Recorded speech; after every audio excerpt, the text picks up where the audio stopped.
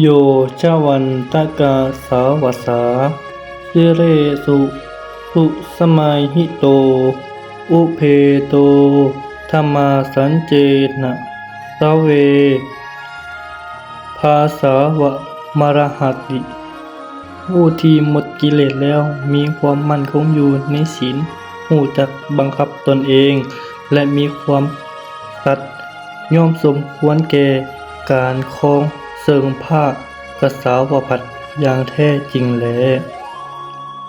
พระผู้มีพระศาสดาทรงประลบผ้ากสาวพัสต์ของพระเทวทัตวันหนึ่งพระเทวทัตได้ผ้ามาแต่สุดนุ่มนวลมนุษย์พวกหนึ่งเป็นผ้ามีราคาแพงเขาจึงติเตียนว่าผ้านั้นสมควรแก่พระสารีบุตรเถระพระบรมศาสดาทรงประลบเสริงตัดเล่าความเป็นมาที่พระเทวทัตเป็นนายพรานลักเอาผ้าพระปัจเจกพุทธเจ้ามาห่มเพื่อลอกลวงสร้างของทำร้าย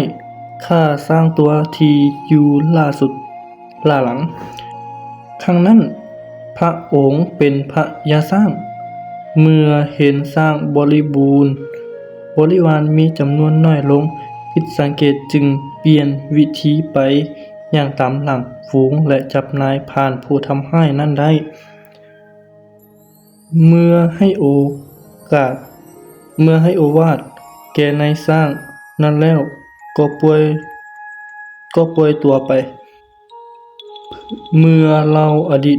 นิทานนี้ให้ภิกขุทั้งหลายฟังแล้วพระยอดแก้วสัมปัญญูจึงได้ตรัสพระคาถาดังที่ได้ยกขึ้นมาเบื้องต้นนั้น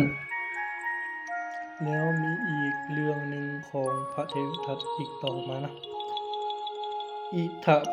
ปัตปติเพจะสัมปติปาปการีอุยัตถะ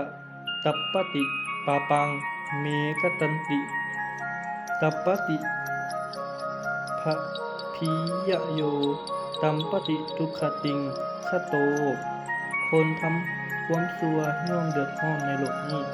คนทำความชั่วย่อมเดือดร้อนในโลกหน้าคนทำความชั่วย่อมเดือดร้อนในโลกทั้งสองคนที่ทำได้ความชั่วนั้นเมื่อเกิดเห็นความชั่วที่ตนกระทำไว้แล้วตายไปเกิดในทุกขติภพย่อมมีความเดือดร้อนยิ่งขึ้น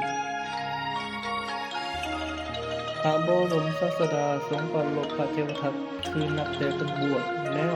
เป็นได้กระทำความชั่วต่างๆตัวอย่างเช่นสักส่วนคันธปุระ